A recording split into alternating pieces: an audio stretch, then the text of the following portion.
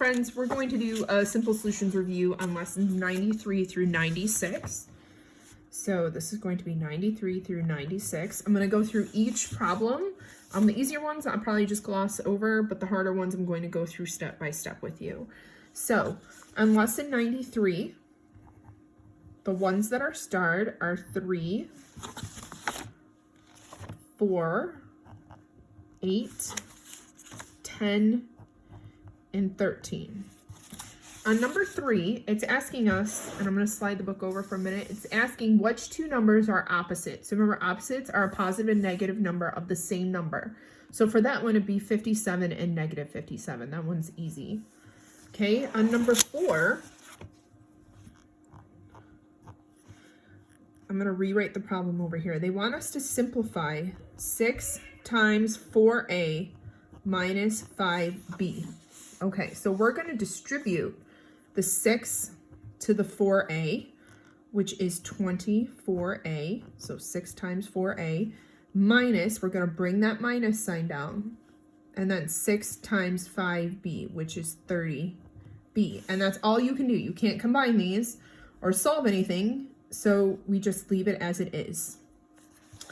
Okay, on number 8, they give us a set of data, and so we're going to say, write that data in order. Okay, so we're going to say 1, 2, 2, 3, 4, 4, 5. So that is all the numbers that they had here. We put them in order. And all they want to know for this problem is the range, which is the highest number, and then subtract the lowest number. So 5 is our highest number minus 1, which equals 4. And then our median is the middle number. So which number falls right in the middle? That's 3. That's all you have to know for number 8. On number 10, it's going to be a little bit difficult for me to show you everything here, but let me try to slide the book a little bit. So they're asking us the absolute value of negative 4. Okay, that would be B. Okay, that's what this is saying. Absolute value of negative 4. The opposite of 4, well, what is the opposite of 4? We know it is negative 4. So that's C. The absolute value of 4. That's this one right here, letter D. And the opposite of the absolute value of negative 4. So remember when we did absolute value, if the negative was outside of it, that made it the opposite. So the negative of the absolute value. So that's A. On number 13, it says, the food bank volunteers wrapped 60 peanut butter jelly sandwiches in 120 minutes. At that rate, the volunteers wrapped a sandwich every blank minute. So let's write down the information we know. They wrapped 60 sandwiches in 120 minutes. They want a unit rate, okay? How many did they do per minute? Okay, so over here, or actually, we're just going to put this in simplest form, okay? We're going to divide both by 60. That's all we need to do. So one sandwich every 2 minutes. So for those, just put those in simplest form. Okay. I'm going to go over to lesson 94. On lesson 94, we have numbers 1, 3, 4, 10, and that's it. That's what's starred for number 94. So 1, 3, 4, and 10. So let's look at number 1. They're asking us which statement up here is equivalent to 6 times 7g plus g plus 1. So let's go ahead and simplify that first and then figure out which one matches. So to simplify this, we'd go 6 times 7g, which is 42g, plus, we have to distribute the 6 times g, plus 6 times 1, which is 6. Now I want to combine like terms. So I can combine anything that has the same variable, or any other numbers that are standing alone. So 42g plus 6g is 48g, and nothing can combine with my 6 because it doesn't have a variable. So that matches letter C in our book. Okay, on number 3, find the LCM of 6 and 9. So we're just going to write out the multiples of 6, 6, 12, 18, 24, 30. I'm going to stop there. 9, 9, 18, 27, 36. I'm going to stop there because I see one that's in common, 18. So 18 is our answer. On number 4, it says they give you an equation, 7y plus 2 equals 23. And then they give you a list of numbers to plug in and plug it into this problem and tell me which one makes it true. So if I plug in a 4 where the y is for A, does that make sense? 7 times 4 is 28, plus 2 is 30. That doesn't work. 2 doesn't work either. 7 times 2 is 14, plus 2 is 16. That doesn't work. And 7 times 1 is 7, plus 2 is 9. That doesn't work. But we can do 7 times 3 is 21, plus 2 is 23. On number 10, it says, Luke has 7/8 of a pound of sand. He fills each pot with a 1/4 pound of sand. How many pots will Luke fill? Write an equation and find the quotient. So he has 7/8 pound of sand. He's going to put a 1/4 of a pound of sand, so we're going to divide into each pot. How many pots will he be able to fill? So we're just going to solve this.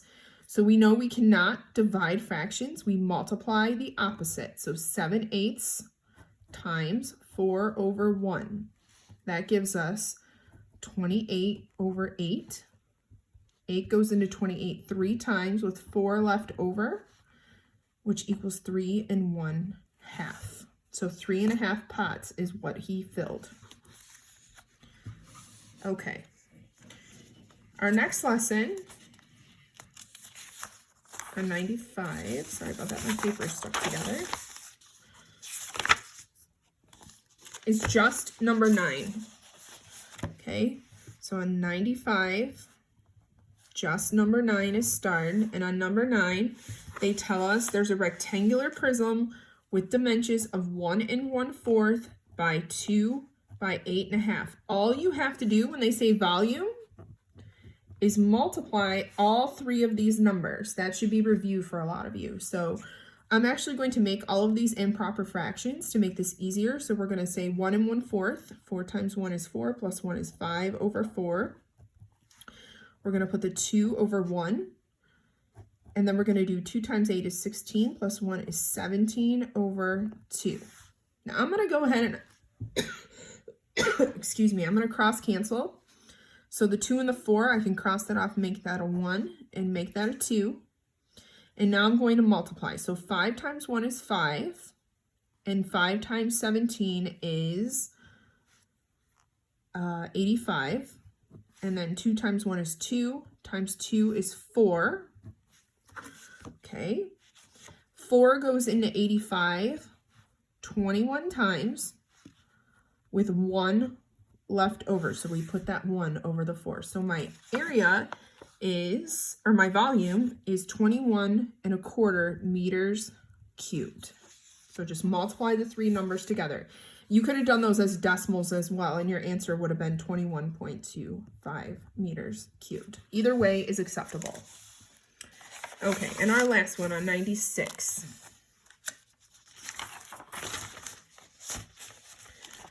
On number 96, we have 1, 3, 4, and 13.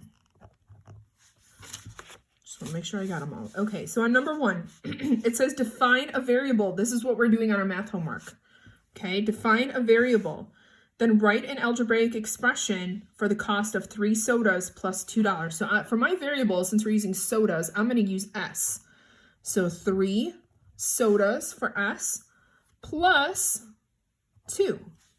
3S or X I used up here, doesn't matter. 3S plus 2, that's all you have to do for that problem. on number 3.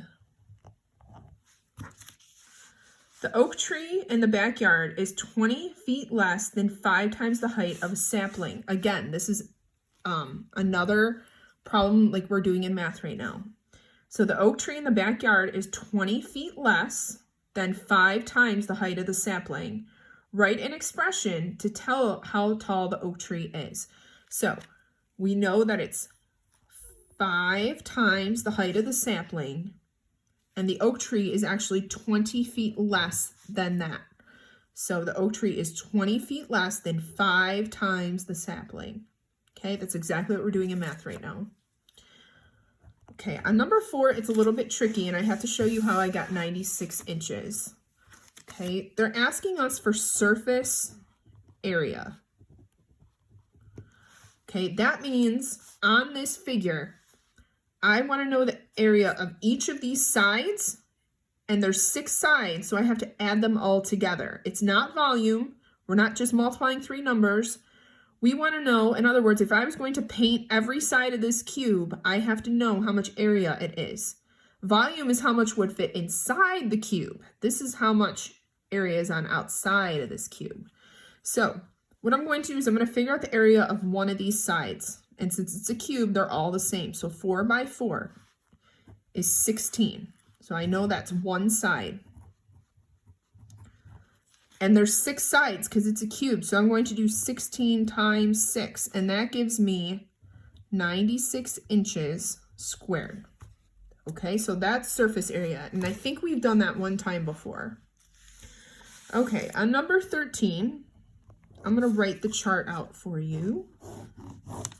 So we have weight, cost, 1, 2, we have 5 grams, 7.5 grams, and 1 kilogram.